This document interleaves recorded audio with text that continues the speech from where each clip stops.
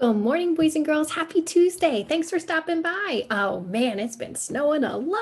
I'm so happy you're here though. And today we're going to talk about something new called character traits. Now, what are those, you ask? What's a trait? Okay, so traits are kind of how you describe someone, like what their characteristics are. There are outside traits, like physical, like what you can see, and their inside traits, kind of their personality. When you get to know someone, you can kind of describe them. So traits are just how you would describe someone, either physically or their personality. Okay, and I'm going to show you what I mean by that.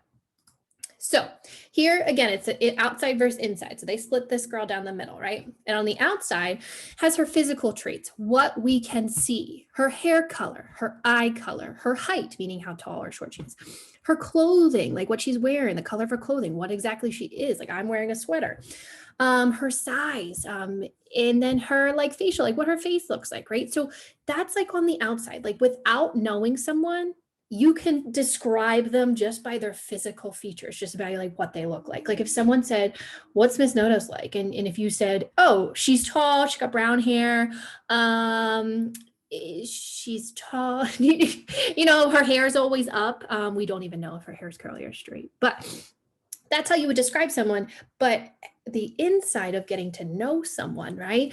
Personality traits, the other side, when we talk about the inside, is what we learn from actions and words and thoughts and feelings, like what makes them who they are, right? Why are you friends with that person? You're not friends with that person because they're tall. You're friends with them because of how they act and how they feel and how they think and how they talk, right? So I thought, okay, oh, sorry. Here's more outside traits. So looking at these pictures right here, okay? If we're just talking outside, if we're just looking at them, right? This man is tall. This boy is short. This girl has brown hair and, brown eyes. This boy has freckles and he's wearing a red shirt. That doesn't tell us anything about who they are as a person, right? About their personality. It's just talking about the physical outside traits we can literally see right now. We have no idea if they're mean or nice or anything. That's their outside traits. So if we go to more outside traits, so if we go into the inside traits, helpful or hard worker, right here. Yeah, these boys have different skin colors, different hair colors, but I'm not talking about what they look like. What's happening here? Yeah, I bet that boy with the glasses is pretty helpful. He's helping a boy who maybe cut open his knee. And this girl right here, she's got her work ready. She looks like she's ready to go in school. We're describing her as a hard worker, right? It doesn't matter what she looks like. I'm just telling you that she's a hard worker. She's getting her work done, right? Those are inside traits. More inside traits could be active, right? So I put it right here. Getting to know someone is how you figure out what's on the inside. They're active. They like to run and play and do things, right?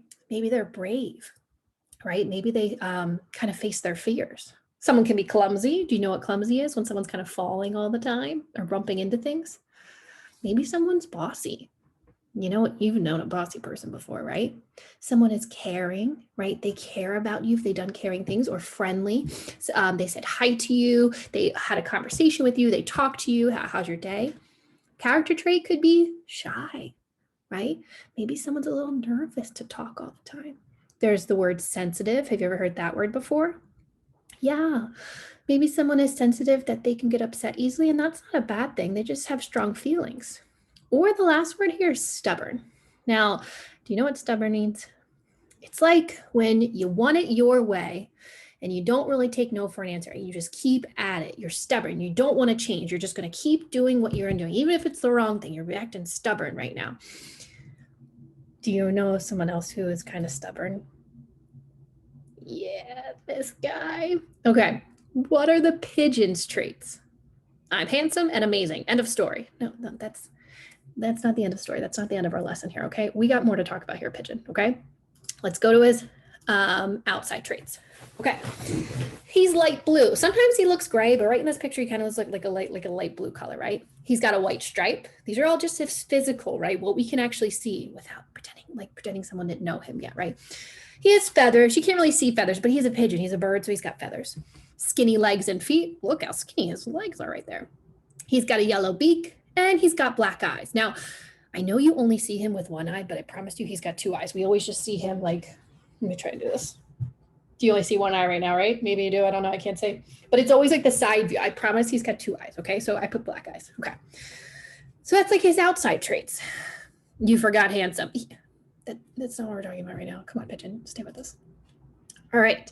Now, inside traits. How would you describe Pigeon? Now, that word I just told you about, stubborn. Am not. Yes, you are. Are you kidding me, Pigeon? You literally are like the definition of stubborn. How many times you asked us, hey, can I drive the bus? And we were like, no. And you kept asking. That's stubborn. You didn't want to take no for an answer. You kept pushing, right? Okay. Bad temper. Do you know what bad temper means? Yeah, they can get angry easily. I don't get mad easily. You are literally, who's going to tell him? You're literally getting mad right now, easily, like just from just talking, right? Like relax, like you definitely get mad easily. Every book you like panic like this. Okay, impatient. You know what that is? Like they have a tough time waiting, right? Yeah, big time. Are you done yet? Whoa, we kind of just started and you're proving my point that you're impatient. Yeah, I know that tornado right there. You're frustrated with me, but you know I'm right. You know I'm right. You're impatient. He can be funny. Let's be real, right? I laugh in the books. You laugh too, right? Funny. Really? Funny? Want to hear a joke? No, we don't have time for a joke right now, Pigeon. We don't have time. Ooh, another trait. Persuasive. Do you remember that word? Like sidebar, come over here with me, right? Remember we talked about author's purpose and we said the PIE, right? For the persuasive, where persuasive, they're trying to get you to do something or believe in something. The pigeon is pretty persuasive, right? Yeah. Am I actually persuasive? I don't think it ever works. Okay, sidebar again. He's got 2 eyes. I told you he's got 2 eyes. Anyway, back to us. Is he really persuasive?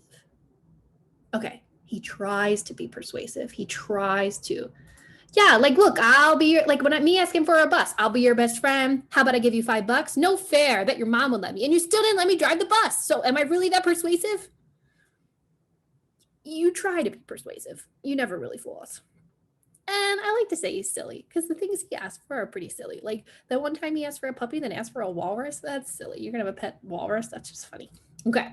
Thanks, Pigeon. Whew. Hope we're still friends, even though I talked about his bad characteristic traits. Anyway, so wake up, Groundhog. This is a story we're going to read today. And today's Groundhog's Day. I wonder what the groundhog saw today. You'll have to check my breaking news video after this to see what the groundhog saw, either shadow or not. Anyway, this Wake Up Groundhog book, there's going to be a main character in here. Her name is Phyllis. Okay. You've heard of Punxsutawney Phil, right? Well, this is Phyllis. This is, a girl named Phil. Outside traits right now. If we're talking, say, hey, what does she look like right now? She's a groundhog. She's got brown fur. She's wearing a purple jacket, green pants. She's got a yellow hat, yellow scarf. She's got black nose, black eyes, it looks like. That's Phyllis. She's got a big kind of buck tooth right there. That's Phyllis, right? That's her outside traits. Now, you don't know anything about her, but what if I said, what's her inside traits? Could you tell me? Probably not, right? Because you don't know her. Right? We have to get to know her first. We can't just judge her. She looks happy and nice here, but I don't know that for a fact, right? She looks friendly, but I don't know that for a fact. We have to read to find out. That's our goal today. We're going to read this story. It's going to tell us a little bit about Groundhog's Day, but we're going to read to get to know Phyllis. I want to know, how can we describe her? Not her physical, but describe her personality to someone, right? Is she energetic, or is she fun or happy or friendly, or is she shy, right? Or is she stubborn? Is she impatient? Maybe like the pigeon, right? Does she have a bad temper? She doesn't look like she's bad temper, but if you just looked at the pigeon, you didn't know he had a bad temper, right? So we have to get to know him, get to know her. All right, so listen, I'm going to stop sharing my screen. Can I do that? Let's see. I want, oh, yes, I can. Sorry, boys and girls. This is a real life teaching here. Okay, there we go. All right. So wake up, Groundhog. There. And there's Phyllis on the back right there. Okay, that's not Phyllis. There's Phyllis, our main character. So we're going to read to find out. Wake up, Groundhog. Okay, let me turn it a little bit. So Phyllis was not like the other groundhogs. She liked to get up in February instead of in March. She liked to be outdoors instead of indoors. Okay, right off the bat, I think I can probably say that Phyllis is like an outdoorsy kind of groundhog, right? She's outdoorsy. Yeah, I know you can describe her that way. When spring rain soaked the earth and everyone else huddled in the burrow, Phyllis splashed in puddles. You're sopping wet, her mother scolded. I like the way the mud feels between my toes, Phyllis explained. Her mother shook her head and said to Phyllis's father, that's Phyllis, right? That's Phyllis. When the stream water rushed icy cold and fierce between the banks, Phyllis went wading. You'll catch a cold, Aunt Patsy warned. Phyllis' mother just shook her head again. That's Phyllis. When the August sun beat down, turning the meadow brown, Phyllis has picked blackberries warm and sweet. You'll bake in that heat, Aunt Sassy cried. And guess what Phyllis's mother said? That's Phyllis, right? It's kind of saying like, that's Phyllis, like she's one of a kind. We can say she's unique. When I grow up, Phyllis said, I'm going to be Punxsutawney Phil. Oh, don't be silly, dear, her mother said. Punxsutawney Phil is a fella. The other grown-ups laughed, but Phyllis knew she could do it, even if no one took her seriously. She's got big dreams. She wants to be the first girl groundhog to be in front of Groundhog Day. And then, one February morning, Phyllis woke up early. She crawled out of bed and crept up the tunnel. The first light of morning shine at the mouth of the groundhog hole. From the big pine trees came the steady drip, drip, drip of snow. Melting. Running water whispered in the brook. The air was sharp, but something about it had changed. Spring was coming early. Look at her here, right? She's like, I got a feeling spring's going to come early. Wonder if our groundhog did that this year. She skipped back down the tunnel to wait for Uncle Phil to wake up and made his prediction. Phyllis, would you quit wiggling? Complained Phil Jr. Yeah, Phyllis, said Pete. Some of us are trying to sleep.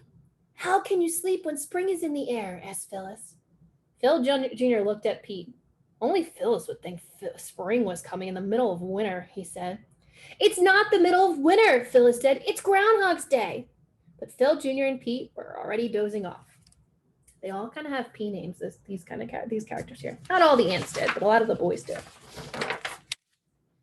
Pretty soon, Aunt Sassy, yeah, so it sounds like the boys have a lot of P names here, got up and tried to wake Uncle Phil. She shook him and tugged his whiskers. She shouted in his ear. Everyone else in the burrow woke up, but Uncle Phil kept right on snoring. What's all this ruckus? Asked old Grandfather Groundhog. It's Groundhog Day, said Aunt Sassy, and Phil's still asleep. I'm afraid he's getting too old for the job. Oh, I'll do it, said Phyllis eagerly. Everyone laughed. Punxsutawney Phil has never been a girl, said Pete. And never will be, Phil Jr. taunted. Well, that's not really fair, right? Girls should be able to do it too, right? Maybe. So Phyllis right here, she is energetic and eager, right? She's like, oh, I'll do it. Like she's really like up and at 'em and she's like excited for things. Seems pretty sweet. Nobody's going to get the job until Phil gives it up, said Aunt Sassy. Now, how are we going to wake him up? Can we pour snow on him, Phil just suggested? Good idea, said Aunt Sassy. It worked. Hey, that's the cover page, right? He woke up. It's like, wake up, Groundhog. There he is. He's waking up. Uncle Phil grumbled. It's time to get up, said Aunt Sassy. It's Groundhog's Day. I'm sleepy, complained Uncle Phil. If you're too tired, said Phyllis, I'd be happy to do the job for you. Replied Uncle Phil. Not just anyone can be Punxsutawney Phil, you know. I'm not just anyone, said Phyllis. Is your name Phil? Asked Uncle Phil. No, Phyllis admitted, but Punxsutawney Phil's real name isn't always Phil. Okay, so we have, oh, there is like a lot of Phil names though, Punxsutawney Phil here. They all kind of get renamed that. Yes, well, grumbled Uncle Phil. But were you born on Groundhog's Day? I was born the day after, Phyllis said. Not good enough, said Uncle Phil. Besides, you are a girl. When the time comes, one of those young fellows will fit the ticket. Phil Jr. and Pete smirked. Yeah. They can't even feel that spring is in the air, Phyllis said. We'd never have an early spring, said Uncle Phil. In all my years as Punxsutawney Phil, it's never happened once. It's going to happen this year, Phyllis said stubbornly. Ooh. Hey.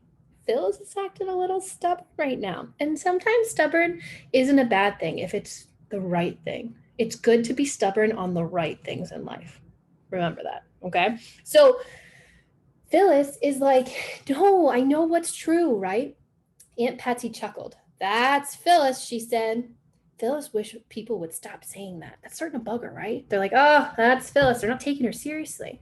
She's like, no, I'm serious. You got to listen to me, right? If I had to describe her right now, have you ever heard the word determined? Yeah, like you're trying to get something done, right? You have a goal and you're going to go after it. And that's kind of her right now. She's very determined, right?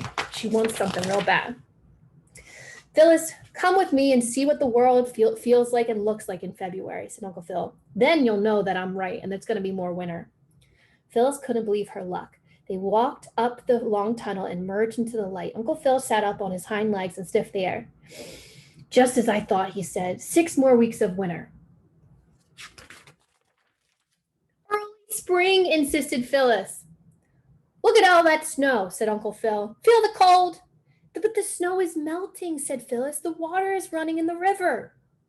Uncle Bill tilted his head and listened. Huh, so it is, he said. I don't hear as well as I used to. Phyllis could hear the sound of running water, right? You ever hear like a river or a beach, like mostly in the river. The birds are singing their spring song too, said Phyllis. I've never heard the birds on Groundhog's Day, said Uncle Phil. And look, Uncle Phil, no shadows. My eyes aren't even as clear as they used to be, said Uncle Phil. And don't you smell the sweetness of spring, asked Phyllis. Uncle Phil sniffed. Just a hint, he murmured. Yeah, I do. Phyllis was right.